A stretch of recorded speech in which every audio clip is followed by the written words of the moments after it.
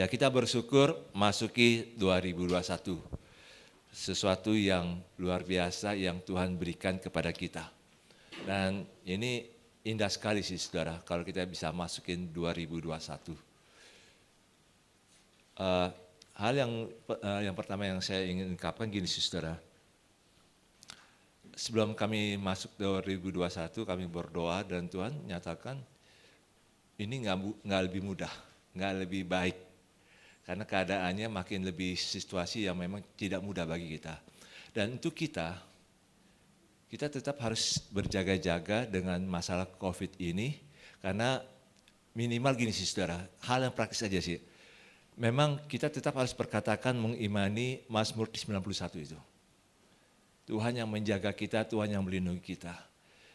Dan yang kedua, yang hal yang sangat praktis adalah gini, jangan pernah menjauhi Tuhan, jangan pernah menjauhi keluarga rohani kita untuk saling menopang. Karena kita butuh teman rohani kita untuk saling menopang. Kalau kita menjauh dari Tuhan dan menjauh dari keluarga rohani kita akan merasa sendiri. Dan di situ pada saat itu iblis paling mudah menyerang kita. Masih ingat pengalaman Adam dan Hawa? Hawa waktu itu sendirian dulu. Sehingga dia mudah dijebak oleh iblis. Dan ini kita belajar. Jadi jangan menjauhi dari persekutuan orang-orang percaya. Tapi hal yang sangat praktis, yang simpel bagi kita sekalian adalah siapkan vitamin. Dan makanlah makanan yang bukan hanya sekedar kenyang. Siapkan vitamin dalam rumah. Karena kita tiap hari selalu mobile keluar. Dan pada waktu kita mobile keluar, kita nggak tahu kita ketemu OTG, kita nggak tahu tiba-tiba orang yang kita jumpa tadi pagi, berapa hari kemudian kita dengar berita dia kena COVID. Dan ini memang yang membuat kita juga akhirnya juga mau tidak mau kita juga harus menjaga stamina kita. Sepertinya di Jakarta ini sudah bukan hal yang agak menjauh COVID itu. Sepertinya makin banyak yang ada di sekitar kita. Mungkin juga ada yang ada di tetangga kita. Kami yang tinggal di apartemen, kami juga tiap hari berdoa supaya Tuhan tolong kiri kanan apartemen itu. Ya, atas bawah kalau saya atasnya ada lagi. Yang di bawah dan mungkin tower lain juga. Kenapa? Wah, itu pengaruhnya sangat besar saudara. Kita lewat saja atau satpam ataupun juga OB yang bersihkan itu juga kita perlu doakan juga. Nah, saya dorong Bapak Ibu dan Saudara, doakan tetangga-tetangga. Doakan tetangga-tetangga supaya Tuhan tolong mereka supaya tetap sehat. Kenapa? Karena kalau tetangga kita sakit, yang khawatir kita loh. Yang khawatir kita, maka kita perlu doakan terus. Nah, ini menghadapi situasi yang memang tidak mudah. Dan kita jangan menjadi orang yang pesimis. Karena ini COVID saat ini cepat penyebarannya, dan saya juga lebih lagi ya saudara, tadi kemarin saya dengar berita di Kongo, jauh sekali di Afrika, itu sudah ada penyakit baru yang belum kita tahu namanya apa. Bahkan mereka katakan demikian, ini ada kecenderungannya nanti COVID itu kan dari kelelawar ya. Itu bibitnya dari kelelawar. Jadi ada kecenderungan nanti penyakit dari binatang menular ke manusia. Dan itu cepat sekali. Di Jawa Tengah flu babi, banyak babi yang mati. Makanya harga babi lagi naik nih, lagi susah. Tapi paling tidak bagi kita tetap punya iman. Mazmur 91 itu tetap kita ungkapkan saudara. Kita harus nyatakan. Baik, hari ini kita ingin belajar firman Tuhan tentang hidup kekal. Hidup kekal. Kenapa ya harus bahas lagi hidup kekal? Kan kita sudah punya hidup kekal. Nah, saudara, apapun situasi yang kita alami, pastikan bahwa kita sudah mempunyai hidup kekal. Dengan percaya kepada Tuhan Yesus, maka kita memiliki hidup kekal. Mari kita membuka firman Tuhan dalam Yohanes 3 ayat 16. Yohanes 3 ayat 16. Kita membaca sama-sama Yohanes 3 ayat 16 ini saudara. Ini ayat yang sangat populer dan pasti kita juga sudah hafal ayatnya. Pasti kita sudah hafal ayatnya. Tapi kita ingin renungkan, memasuki tahun 2021 ini, merenungkan firman Tuhan ini dengan tema hidup kekal. Mari kita baca sama-sama, 1, 2, 3. Karena begitu besar kasih Allah akan dunia ini, sehingga ia telah mengaruniakan anaknya yang tunggal, supaya setiap orang yang percaya kepadanya tidak binasa, melainkan beroleh hidup yang kekal. Apapun yang terjadi tahun 2021, situasi yang memang tidak lebih baik, pastikan kita sudah mempunyai hidup kekal. Pada waktu kita sudah memperoleh hidup yang kekal, kita tidak berada dalam penghukuman. Kita tidak berada dalam kebinasaan. Makanya tadi lagu yang ayat yang dipakai oleh Owi tadi, Mazmur 37, kita tidak akan jatuh tergeletak. Apabila kita jatuh, kita tidak jatuh tergeletak. Kita tidak berada dalam penghukuman. Kalaupun juga ada di antara kita, saya amit-amit ini supaya tidak kena. Tapi paling tidak kalau ada kita kena sakit, itu kita bukan berada dalam penghukuman Tuhan. Tapi kita mempunyai hidup yang kekal. Tadi pagi saya dengar berita ada seorang pendeta GBI mati karena COVID di RSPAD. Sedih loh saudara. Kenapa itu Tuhan ya? Apakah dia dalam penghukuman? Tidak. Kita nggak boleh katakan demikian. Apakah orang yang sakit kena COVID terus meninggal, terus kena itu karena penghukuman, tidak ada perlindungan Tuhan bagi dia? Kita tidak boleh katakan demikian. Tapi apapun yang terjadi tahun 2021, berita-berita seburuk apapun yang kita dengar tahun 2021, pastikan kita sudah punya hidup yang kekal dan kita tidak berada dalam penghukuman Tuhan. Karena orang yang dalam Yesus sudah dibebaskan dari penghukuman. Tapi ini yang kita harus tahu, kita harus memberdayakan apa itu hidup kekal. Saudara, hidup kekal itu sesuatu yang bukan hanya sekedar nanti mati masuk surga. Bukan. Itu udah pasti. Tapi hidup kekal itu hidup, jadi bukan karena nanti hidup kekal itu bukan hidup yang hanya terus-menerus berlangsung atau yang hidup yang terus mengalami keuntungan, keberhasilan, bukan. Tapi hidup kekal itu saudara adalah kita membiarkan kehidupan Allah, karakter Allah ada dalam diri kita. Itu hidup kekal. Karena hidup kekal itu sebenarnya milik Allah. Tapi karena kita percaya kepada Yesus, maka Allah mau memberikan itu ke kehidupannya, karakternya dia, kehidupan dia yang penuh dengan damai, kehidupan dia yang memang betul-betul indah, yang memang dia sudah pikirkan tentang manusia waktu dia menciptakan manusia pertama kali, diberikan, dipulihkan kepada kita. Makanya pada waktu Tuhan menciptakan manusia, dia pertama kali dia katakan, baiklah kita menciptakan manusia menurut gambar dan rupa kita. Karena dosa, setelah Adam jatuh dalam dosa, Adam dan Hawa jatuh dalam dosa, dosa itu karena dosa, maka kita kehilangan kemuliaan Allah. Tapi karena kita mau percaya kepada Yesus, itu dipulihkan. Maka kita menjadi ciptaan yang baru. Kenapa? Karena Tuhan mau menanamkan kehidupannya, benihnya dalam hidup kita. Jadi saudara dan saya sebenarnya punya hak istimewa. Cuman seringkali kita abaikan hak istimewa kita. Seringkali kita pikir nasib kita sama dengan orang lain. Oh tidak saudara. Kehidupan Allah itu loh yang Allah berikan. Makanya kalau orang yang ngerti ini saudara, dia akan tahu bahwa ini sesuatu yang istimewa. Bukan dunia ini loh yang kita cari, bukan dunia yang sementara ini yang kita kejar. Ya kan kita butuh uang, ya memang butuh uang. Tapi uang bukan segala-galanya. Tapi kehidupan Allah yang ada dalam diri kita, itu sesuatu yang sangat istimewa. Kenapa Sakius, seorang yang pemungut cukai, yang cinta uang, awal-awalnya dia pikir uang adalah segala-galanya. Begitu dia berjumpa dengan Yesus, Yesus masuk dalam rumahnya, Yesus tinggal dalam rumahnya satu malam. Besokannya Sakius bilang demikian, Yesus, setengah dari hartaku, ku berikan kepada orang miskin.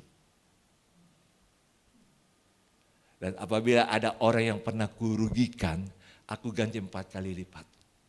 Saudara bisa bayangkan gak ini orang yang cinta uang berubah.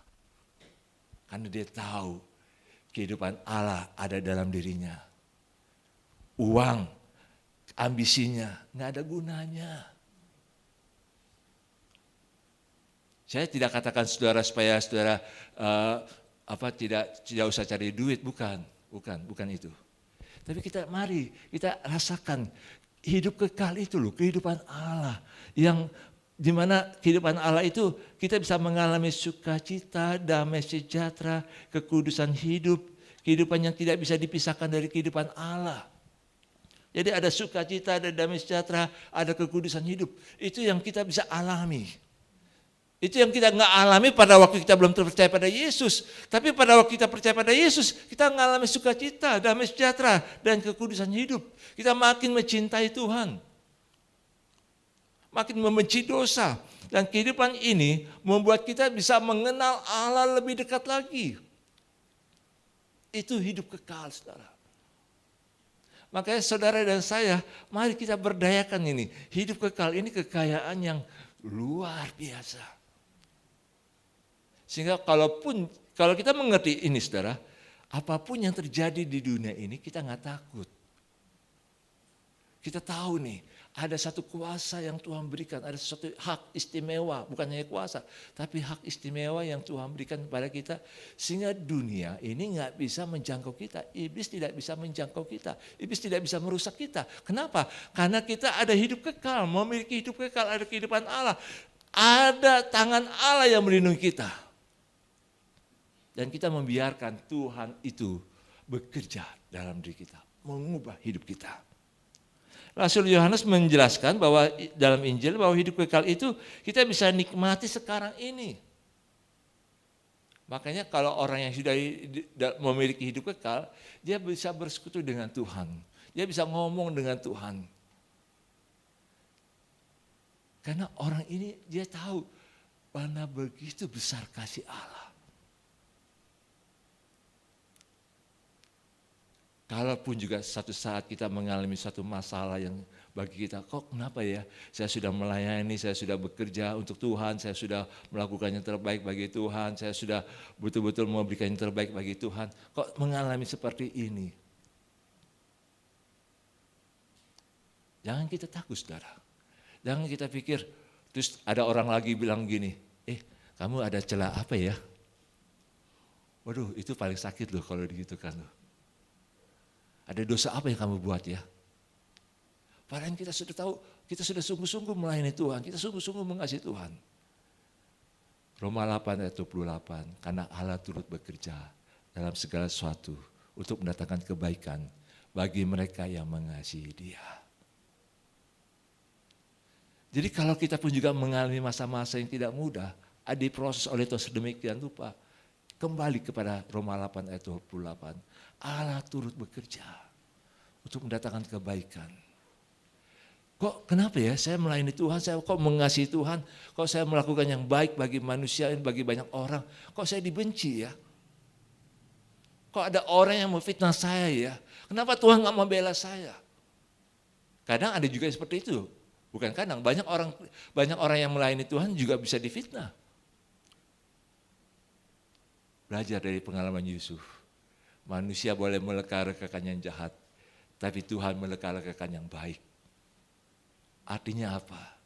Sekalipun manusia itu membuat rencana yang jahat kepada kita, tapi Tuhan bisa mengubahnya itu menjadi kebaikan bagi kita. Saudara, kita belajar di sini. Hidup kekal itu sesuatu yang istimewa. Jadi kehidupan Allah ada dalam diri kita, berarti kehidupan kita ada di tangan Allah. Hidup kita dijamin oleh Allah. Itu hidup kekal. Makanya biarkan kehidupan Allah itu ada dalam diri kita. Kita mengalami bagaimana dekat sekali dengan Allah, dan apapun yang terjadi dalam hidup kita tahu Allah akan mengubahnya untuk menjadi kebaikan bagi kita.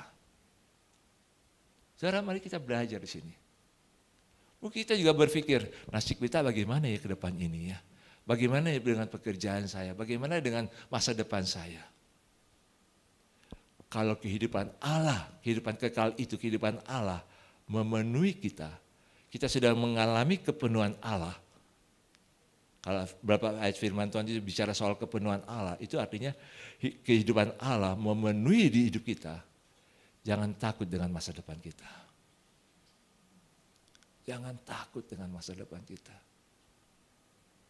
Mungkin saat ini kita lagi seret-seret ekonomi kita. Tapi saya ingin beritahu, kalau kehidupan kekal ada, kita berdayakan kehidupan kekal itu, dan kehidupan Allah itu ada dalam diri kita. Kita mengalami kepenuhan Allah. Allah akan menjawab doa kita lebih daripada apa yang kita pikirkan. Dia akan tunjukkan kuasanya lebih daripada apa yang kita doakan. Efesus 3 ayat 20. Coba kita buka Efesus 3 ayat 20.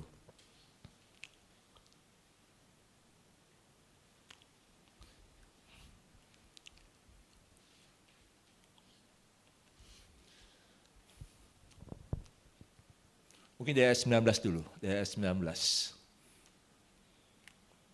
Oke.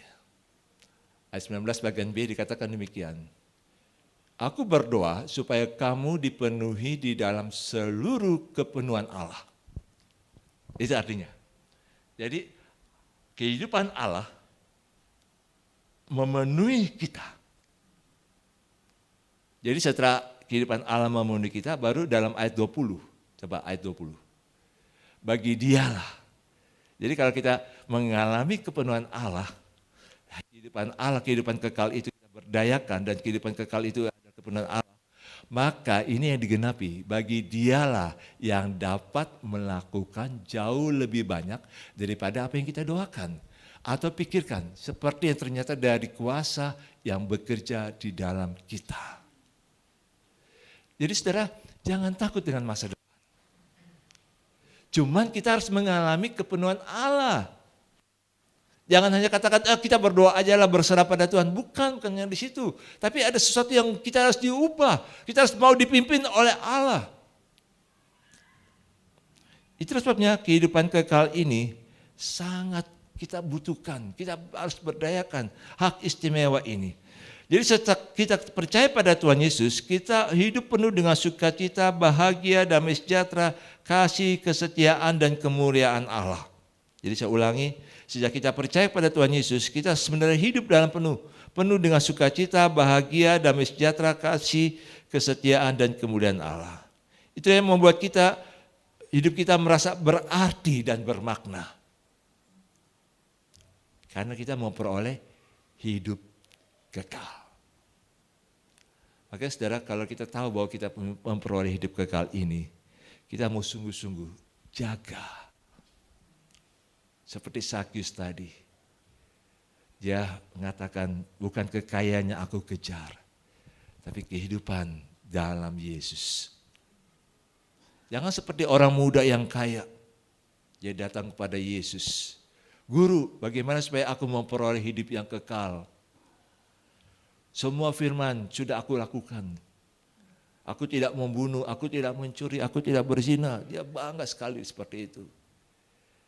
Terus Yesus dengan sedih. Dan Yesus mengatakan kepada anak muda yang kaya ini. Secara manusia anak muda yang kaya ini masuk surga. Tapi Yesus katakan apa?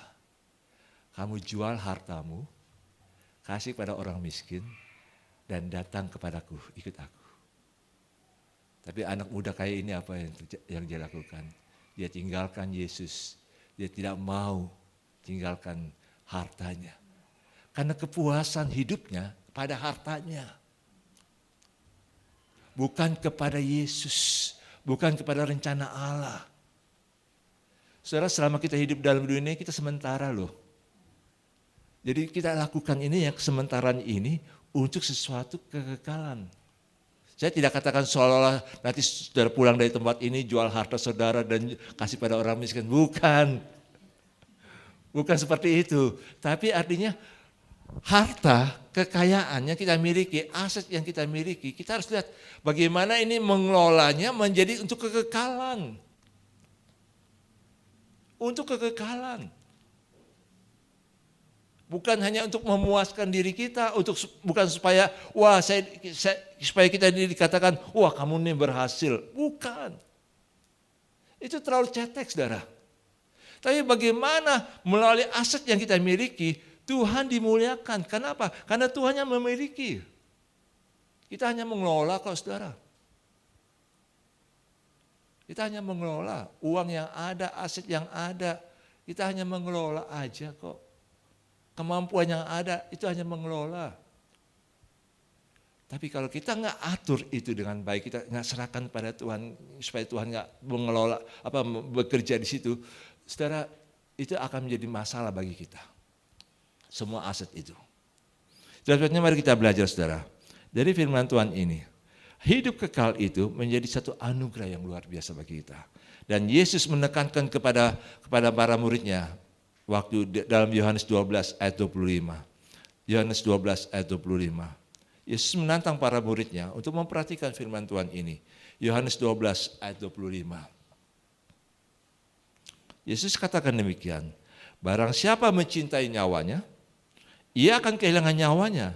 Tapi barang siapa tidak mencintai nyawanya di dunia ini, ia akan memeliharanya untuk hidup yang kekal.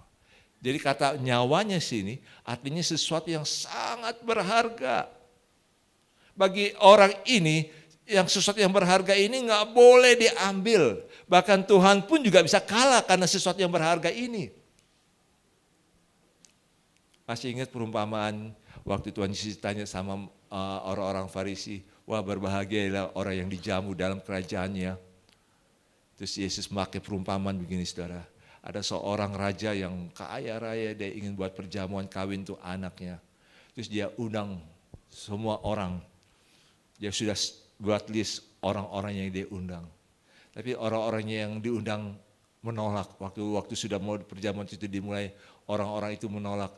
Oh maaf ya, kami baru beli lembu. Kami lagi harus perhatikan nih lembu ini. Oh maaf ya, saya baru beli tanah. Saya mau mengelola tanah ini. Oh maaf ya, saya baru kawin. Dan akhirnya orang-orang itu nggak diundang. Artinya apa, saudara? Hidup kekal itu seperti itu, saudara. Perjamuan bersama dengan Tuhan. Sesuatu yang kepercayaan yang Tuhan berikan. Tapi kalau kita pikir, saya sibuk ini Tuhan, nggak bisa. Oh betapa ruginya kita. Kalau kita nggak dapat persekutuan dengan Tuhan. Kalau kita nggak masuk dalam perjamuan bersama dengan Tuhan. Bukan hanya di surga, tapi selama kita hidup di dunia ini kita nggak dipercayakan Tuhan yang lebih lagi, saudara. Saudara, mari kita belajar. Jangan mencintai apa yang berharga dalam diri kita ini, di dalam dunia. Kita mau berikan itu kepada Tuhan, dan kita mau utamakan Tuhan lebih penting dalam hidup kita, sehingga kita tidak akan kehilangan hidup kekal itu. Saudara, kita belajar sini, saudara. Sangat istimewa hidup kekal ini. Sehingga hidup kekal ini sepertinya kalau boleh saya umpamakan itu seperti satu tanaman.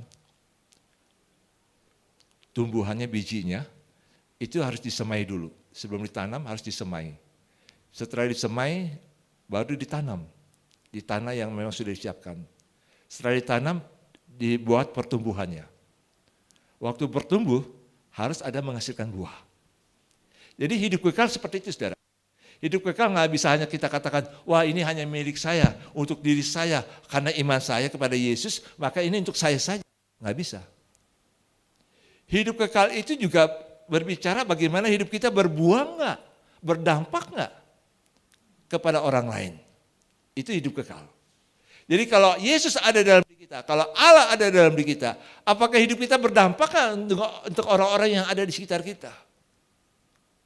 Itu hidup kekal. Kalau Allah ada dalam diri kita, masa kita nggak bisa berdampak kepada orang lain? Berarti itu bukan Allah yang Maha Kuasa. Saudara, mari kita melihat bagaimana bisa disemai dan juga bisa ditanam. Itu dengan cara yang sederhana, yaitu percaya kepada Tuhan Yesus. Percaya bahwa Yesus adalah anak tunggal Allah yang dikaruniai oleh Allah kepada kita. Kita dikaruniakan Yesus anak tunggal Allah itu untuk mati di kayu salib karena begitu besar kasih Allah. Jadi kita yang percaya kepada Tuhan Yesus bukan hanya sekedar, oh ya saya percaya pada Tuhan Yesus, saya ikut Tuhan Yesus, saya masuk ke gereja, saya pelayanan. Bukan itu saja toh. Tapi kita harus rasakan betapa besar kasih Allah bagi saya pribadi, bagi saudara secara pribadi. Betapa besar kasih Allah itu. Mari kita renungkan di sini saudara. Ada orang yang menjadi percaya, yang masuk gereja menjadi orang Kristen karena kebaikan orang Kristen. Ada yang seperti itu. Nggak salah. Tapi nggak cukup di situ saudara. Bukan karena kebaikan orang. Tapi karena betapa besar kasih Allah. Ini yang kita harus alami dari hari ke hari. Karena tidak sedikit orang Kristen yang seperti itu menganggap dirinya, wah saya lebih hebat daripada orang lain. Saya lebih baik daripada orang lain. Mungkin ada yang bilang gini, saya lebih baik daripada Giser. Gara-gara 19 detik dia bermasalah. Apakah yang demikian? Oh belum tentu. Saya bertanya pada Tuhan, Tuhan ini ada apa dengan Giser ini? Tuhan katakan sebenarnya dia punya hati yang memang rindu pada Tuhan. Cuman salah. Ada hal-hal yang salah dalam dirinya. Tidak sedikit orang-orang yang dianggap berdosa saudara. Sebenarnya di hatinya ada kerinduan akan Tuhan. Makanya kita tidak berhak juga langsung menghukum orang, oh dia orang berdosa. Belum tentu, karena bisa jadi dia ada satu kerinduan yang kita belum sampai kepada dia. Saudara, mari kita belajar sini. Percaya kepada Allah, percaya kepada Tuhan Yesus itu harus disertai dengan betapa besarnya kasih Allah kepada saya, kepada diri, pada saudara-saudara secara pribadi. Mari kita renungkan tiap hari ini, saudara. Coba kita renungkan aja dari tanggal 1 Januari 2020 sampai 31 Desember 2020. Berapa banyak dosa kita dan kesalahan kita.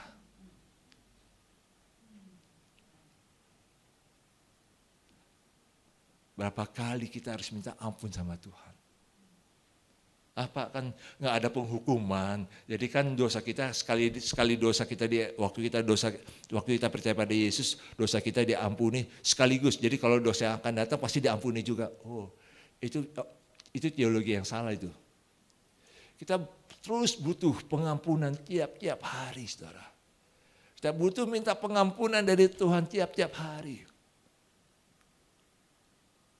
Buktinya apa? Coba kalau saudara nggak mandi 2 hari. Langsung mungkin sama istri satu suami, sana aja. Kecuali kalau sakit ya. Kalau sakit lain lagi ceritanya. Kalau sakit pun juga harus dilap pakai air anget.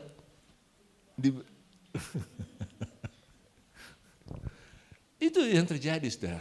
Kita butuh tiap-tiap hari dibersihkan.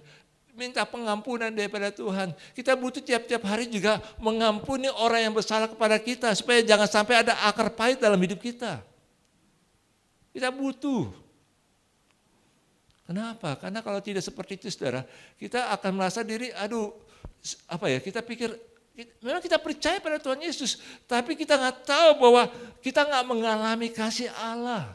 Pengampunan Allah kepada kita tiap-tiap hari. Pengampunan Allah itu, saudara mungkin bagi waktu saya masih muda saya pikir pengampunan Allah pasti ada lah. Tapi makin tua saudara, saya merasakan makin hari, makin lama, makin tua, betapa saya membutuhkan Tuhan tiap-tiap hari, tiap saat. Kenapa? sesuatu yang ada, kita tuh betul-betul harus lebih lagi, saudara. Waktu kami baru nikah, berantem hampir tiap hari. Tapi kalau sudah tua, tahan-tahan diri juga. Apa harus tiap hari berantem?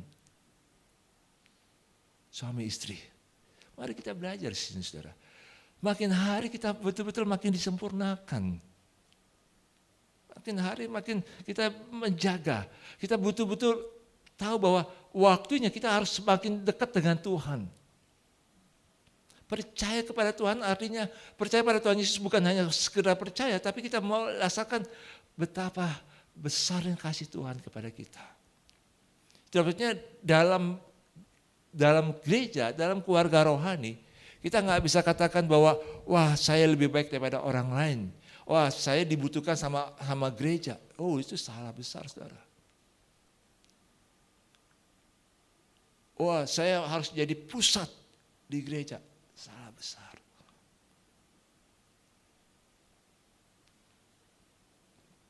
Salah besar itu, saudara.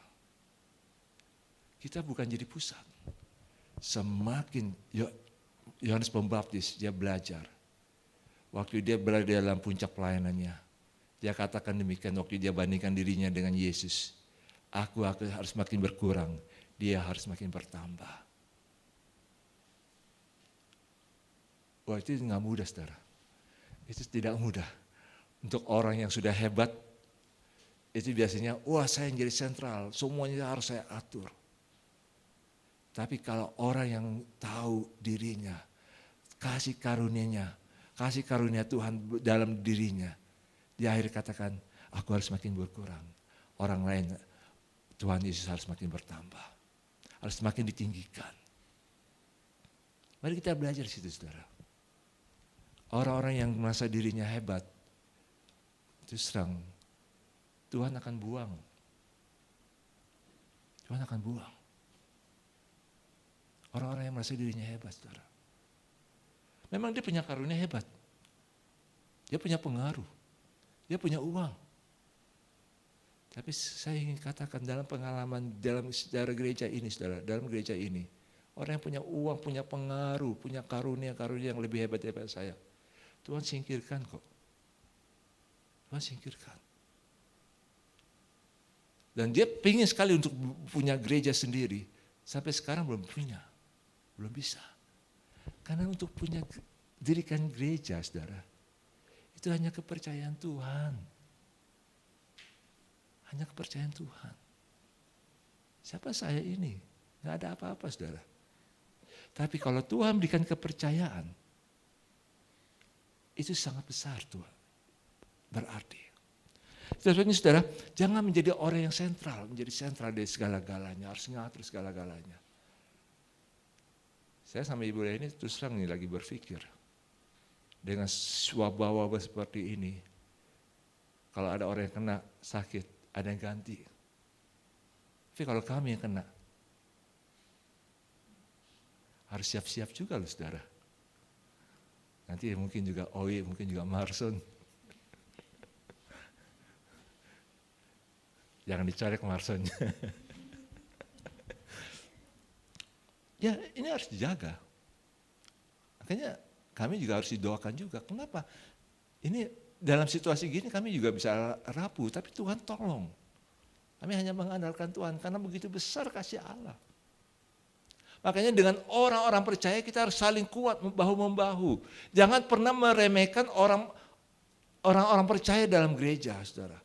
Orang-orang yang memberdayakan hidup kekal ini, yang tahu bahwa tentang hidup kekal dan dia jalankan kehidupan Allah dalam dirinya, jangan dianggap enteng orang kayak gini. Makanya Daud itu paling takut waktu dia dapat kesempatan untuk membunuh Saul, untuk balas dendam pada Saul. Tapi Daud katakan jangan. Karena ada urapan Allah dalam dirinya. Kenapa? Daud tidak mau menyentuh Allah. Saya ingin beritahu saudara, orang yang betul-betul menjalankan perintah Tuhan, yang menghidupkan kehidupan Allah dalam dirinya, yang melakukan kehendak Allah dalam hidupnya, jangan disinggung orang itu, saudara. Siapapun orang itu.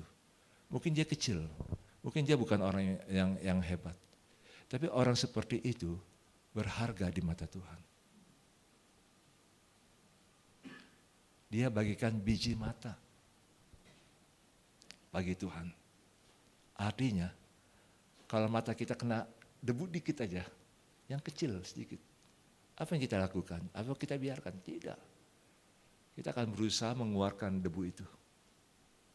Kita akan berusaha memakai kacamata supaya debu itu nggak masuk lagi. Kenapa? Karena berharga. Orang-orang yang menjalankan kehidupan Allah dalam dirinya, hidup kekal itu. Dia tahu punya tujuan hidup, maka dia berharga di mata Allah. Dia berharga di mata Allah. Saudara, mari kita belajar di sini. Percaya kepada Yesus bukan hanya sekedar percaya, tapi kita betul-betul rasakan betapa besar kasih Allah dalam hidup kita. Hidup itu sangat penting, hidup kekal itu sangat penting bagi kita sekalian. Yang kedua, yang kita boleh belajar di sini. Jadi percaya pada Yesus. Yang kedua adalah taat kepada Tuhan sebagai pertumbuhan. Jadi tadi penyemaian dan penanaman, itu percaya. Tapi yang kedua, waktu bertumbuh, tanaman itu bertumbuh, dia harus taat. Mari kita lihat Yohanes 3 ayat 36. Yohanes 3 ayat 36.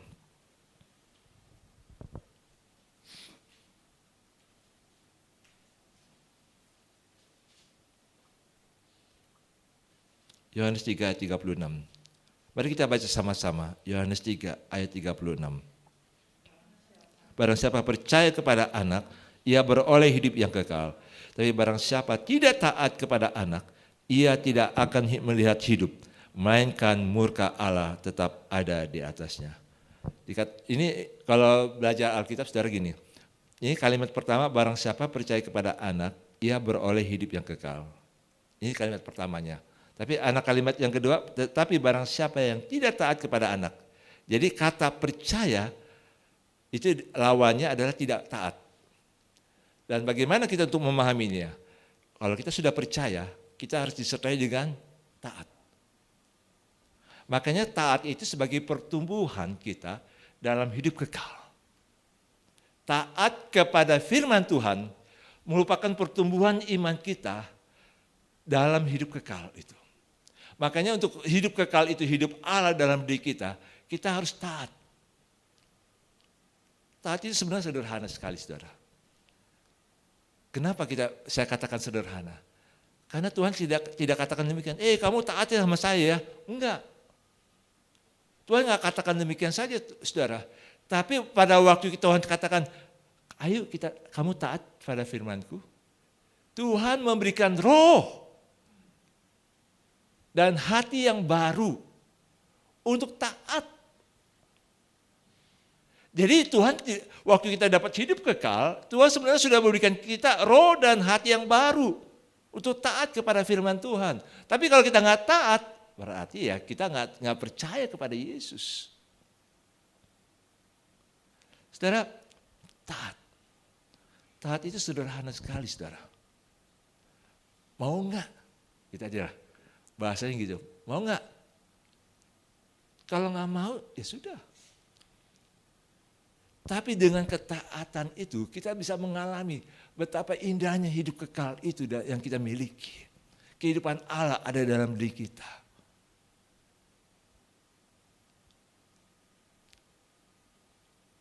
Saya ajak saudara, saya bagikan di GBI itu renungan dan saya sudah beritahu. Itu coba dihafal. Ayat itu aja. Saudara, saya katakan itu bukan hanya dihafal saya seolah-olah saya kasih saudara jadi KPR, enggak. Saya pun juga menghafal. Saya menghafal bukan satu ayat satu hari, bisa 10 ayat satu hari. Kenapa? Suatu saat kalau kita nggak ada gadget lagi, nggak ada Alkitab, suatu saat kita di satu tempat harus sendiri. Kita sudah hafal di sini, saudara. Firman Tuhan itu. Bagaimana orang-orang pada gereja-gereja mula-mula, Apa yang mereka alami? Mereka beribadahnya dalam goa-goa, saudara. Mereka harus tinggal dalam goa. Dan mereka waktu tinggal dalam goa nggak ada Alkitab, nggak ada kitab suci, nggak ada gulungan kitab-kitab, nggak ada kitab-kitab. Tapi apa yang mereka lakukan? Hafal. Apa yang dihafal, apa yang didengar oleh Rasul, yang diajarkan oleh Rasul-Rasul mereka hafal, dan mereka pergi kemanapun juga mereka sudah ada Alkitab dalam pikirannya. Dan itu sangat menolong mereka. Orang yang menghafal ayat firman Tuhan bukan hanya sekedar menghafal, tapi dia tahu dia harus menghidupi taat. Dia bisa mengelola, dia bisa mengunyah, dia bisa merenungkan firman Tuhan itu siang dan malam. Mari kita belajar saudara taat. Biarkan tiap-tiap hari kita taat. Saya ngajak saudara minggu depan kalau bisa kita puasa 21 hari. Dari tanggal 10 sampai tanggal 31. Dari mana ayatnya? Doa aja supaya Tuhan tolong. Betul-betul supaya tahun 2021 kita mengalami sesuatu yang Tuhan mau kita harus alami. Biar hidup kekal itu kita bisa alami saudara. Betul-betul ada mengalami kekuatan yang luar biasa dalam kehidupan kita, dalam hidup kekal ini. Mari kita belajar taat tiap-tiap hari. Taat aja, lakukan. Lakukan sesuatu. Saya senang dengan orang yang di Nimala itu Pak Handa. Dia hanya katakan demikian. Saya jarang loh dengar orang yang bicara seperti ini. Dia udah umur 57, 56. Dia bilang gini, Pak, hidup saya sudah seperti ini. Tapi saya sudah rasakan pertolongan Tuhan. Tujuan saya cuma satu, Pak. Bagaimana kita bisa nambah keluarga. Untuk orang-orang yang bisa percaya kepada Yesus. Hidupnya cuma itu aja. Saya senang dengan orang seperti ini. Ini eklesia. Akhirnya saya bilang, Pak, kita eklesia, kita sepakat. Supaya itu bisa terjadi dalam hidup Bapak. Saudara, jarang loh orang seperti ini. Saya jarang. Makanya kita harus belajar, saudara. Bagaimana kita taat aja sama Tuhan. Apa yang Tuhan taruh dalam hati kita untuk kita lakukan, taat aja. Jangan pernah bilang susah. Karena Tuhan tidak pernah membuat kita susah. Tuhan selalu kalau dia suruh kita, kalau dia sudah bicara di hatinya kita nggak taat, dia suruh orang, Tuhan suruh orang, suruh ngomong sama kita. Tapi juga nggak taat, dia suruh orang yang lain lagi. Masih nggak taat, ya akhirnya penghukuman Tuhan sebagai teguran Tuhan untuk dia. Kita belajar taat pada firman Tuhan. Yang ketiga, jadi tadi waktu penyemaian, penanaman, itu sekarang pertumbuhannya mulai taat. Yang ketiga, firman Tuhan dalam Yohanes 3 ayat 16. Karena begitu besar kasih Allah akan dunia ini, sehingga dia mengaruniakan anaknya yang tunggal. Jadi kita harus melihat satu skop, karena begitu besar kasih Allah akan dunia ini. Enggak dikatakan demikian, tidak dikatakan demikian ya. Karena begitu besar kasih Allah akan umatnya. Enggak. Karena begitu besar kasih Allah akan orang-orang yang percaya kepada dia. Enggak. Tapi dikatakan karena begitu besar kasih Allah akan dunia ini. Dunia yang bermasalah. Dunia yang sedang krisis. Dunia yang sedang bergumul. Karena begitu besar kasih Allah. Makanya kita untuk berbuah, untuk berdampak, kita harus melihat Tuhan mengasihi dunia ini. Dan kita juga harus masuk dalam program Tuhan. Wah, ini yang susah nih Pak. Mari kita coba lihat. Di dunia ini yang saat ini, yang kita lihat saat ini. Banyak orang sakit.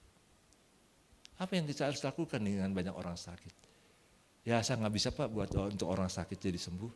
Ya doa dong. Mulailah berdoa. Untuk orang-orang yang sakit. Banyak orang yang kehilangan pekerjaan.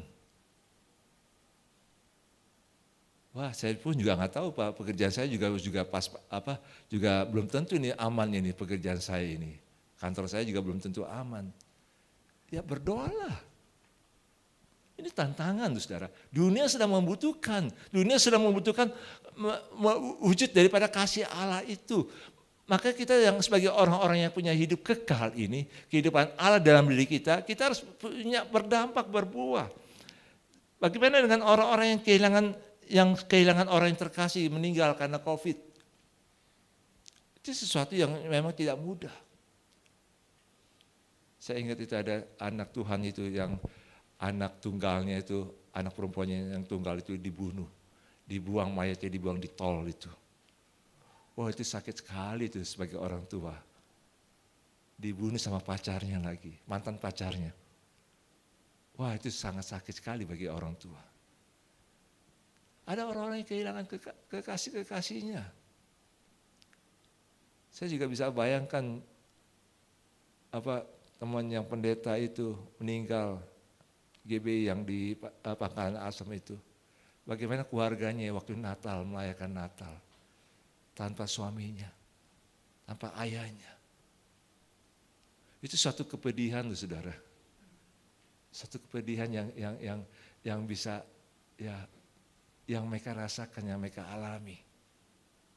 Bagaimana kita bisa menolong mereka pada saat-saat seperti itu, saat-saat yang tidak mudah. Bagaimana dengan orang-orang yang kehilangan kasih, orang-orang yang kehilangan cinta. Kita perlu menolong mereka, kita perlu menjawab mereka. Saudara, mari kita melihat di sini. Banyak kesempatan yang Tuhan berikan kepada kita. Cuman kitanya ini loh, mau nggak memberdayakan hidup kekal itu, kehidupan Allah dalam diri kita. Dan mau nggak kita taat. Dari situ kita akan bisa punya dampak sampai ke dunia ini. Saudara dan saya bukan hanya untuk mangga besar. Bukan hanya untuk dalam gereja ini saja, ini terlalu kecil saudara.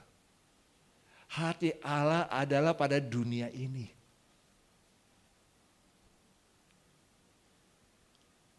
Hati Allah ini kepada dunia ini saudara. Makanya sebenarnya saudara, apa yang kita lakukan di gereja ini, kalau saudara melayani di gereja ini, dengan segenap hati, saya percaya kalau kita melayani Tuhan dengan segenap hati dalam gereja ini, Tuhan akan percayakan hal-hal yang lebih besar lagi nanti. Ini bukan omongan kosong loh saudara. Ini bukan omongan kosong. Saya sudah buktikan. Sekarang pelayanan misi, itu ada badan misi di Amerika, satu organisasi misi di Amerika, mau minta ajak kerjasama. Bukan karena saya hebat. Taat aja sama Tuhan deh. Tuhan akan percayakan loh. Hal-hal yang lebih besar lagi. Orang yang dapat 5 talenta, dapat 5 talenta. Orang yang dapat 2 talenta, dapat 2 talenta lagi. Dan Tuhan berikan lagi. Orang yang dapat 1 dinar, yang masing-masing dapat satu mina, masing-masing dapat 1 mina, tapi orang yang dapat 1 mina dan dia bisa menghasilkan 10 mina, dapat 10 kota. Orang yang dapat keuntungan 5 mina, dapat 5 kota. Artinya apa? Tuhan bisa percayakan hal-hal yang lebih besar lagi kalau kita taat kepada Tuhan. Tapi kalau kita pikir, ini hanya gereja biasa aja, nggak lakukan yang baik. Saudara lakukan itu bagi Tuhan loh, bukan untuk saya loh. Saya rindu saudara dipakai Tuhan di luar.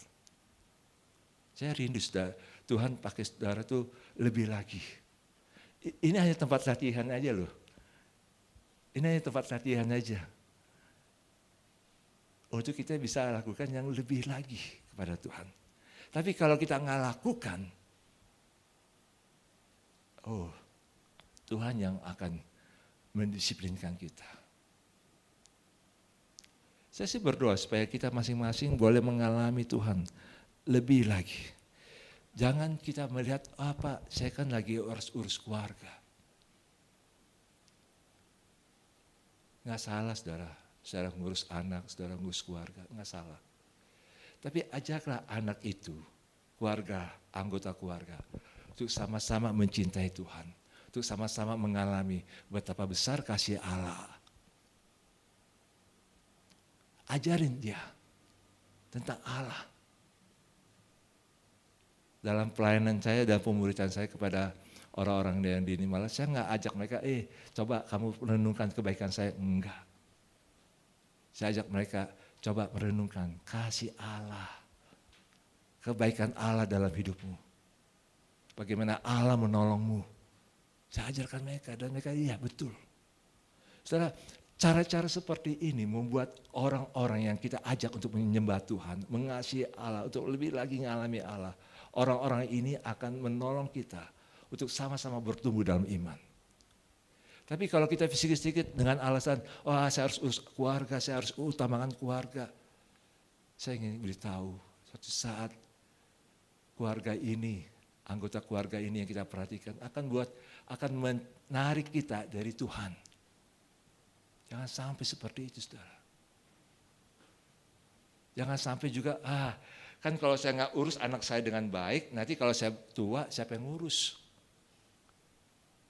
Tidak sedikit loh saat ini, model zaman-zaman sekarang ini. Banyak orang tua sudah pesan gini, nanti kalau gue mati dikremasi aja ya. Wah, saudara, ini sesuatu yang apa ya? Artinya orang tua sudah berpikir, nanti juga dia repot ngurus gue, nanti kuburan gue bagaimana. Lebih baik dikremasi aja. Saudara, ini sebabnya, makanya sekarang kita mulai ajar anak-anak kita untuk takut akan Tuhan. Untuk boleh mengalami hidup kekal itu sejak dari masa anak-anak ini. Kalau mereka sejak anak-anak ini mengalami, tahu tentang hidup kekal itu, hidupan Allah dalam dirinya, karena dia percaya pada Yesus, dia akan menjadi orang yang hebat nanti di kemudian hari. Karena kehidupan kekal ini kita harus punya dampak sampai ke dunia. Sampai ke dunia. Mengapa saya dorong saudara berapa bulan lalu, ayo kita pemberdayaan ekonomi jemaat. Bukan karena saya butuh duit saudara, bukan. Walaupun ada orang yang berpikir, ini kok pendeta ngomong sih pemberdayaan ekonomi jemaat memang butuh duit ya gereja. Salah besar kalau berpikir gitu. Karena dunia ini lagi butuh. Kita harus memberdayakan ekonomi yang ada, kemampuan kita yang ada, kita harus berdayakan untuk maksimal. Supaya apa? Supaya kita bisa berpikir bagaimana kita bisa mempengaruhi dunia ini dengan keuangan. Dengan keuangan. Saya bicara soal ketahanan pangan bukan saya ingin menjadi petani, bukan. Saya nggak bisa nyangkul saudara. Waktu saya masih sekolah I3 dulu, saya belajar nyangkul tanah itu pakai cangkul, tangan saya bengkak-bengkak di sini. Itu bukan talenta, bukan bagian saya. Tapi saya bicara itu karena lihat, ini dunia yang butuh. Dunia yang butuh. Mari kita belajar di sini, kita nangkap karena begitu besar kasih Allah akan dunia ini. Kita berpikir dunia ini yang ke depan. Tantangan-tantangan zaman yang sangat berat. Tapi kalau kita tahu bahwa kehidupan Allah ada dalam diri kita diberikan kuasa oleh Allah. Ada kuasa dalam diri kita untuk kita bisa punya pengaruh yang lebih besar lagi.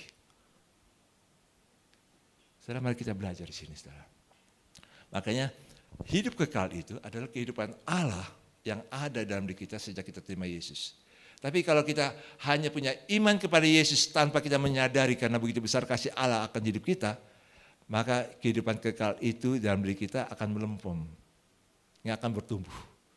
Sebetulnya kita perlu taat kepada Yesus, taat kepada firman Tuhan. Dan yang ketiga, yang berikutnya adalah kita harus punya dampak kepada dunia ini. Bukan hanya dalam gereja, bukan hanya pada orang-orang yang ada di sekitar kita saja, tapi bagaimana kepada dunia.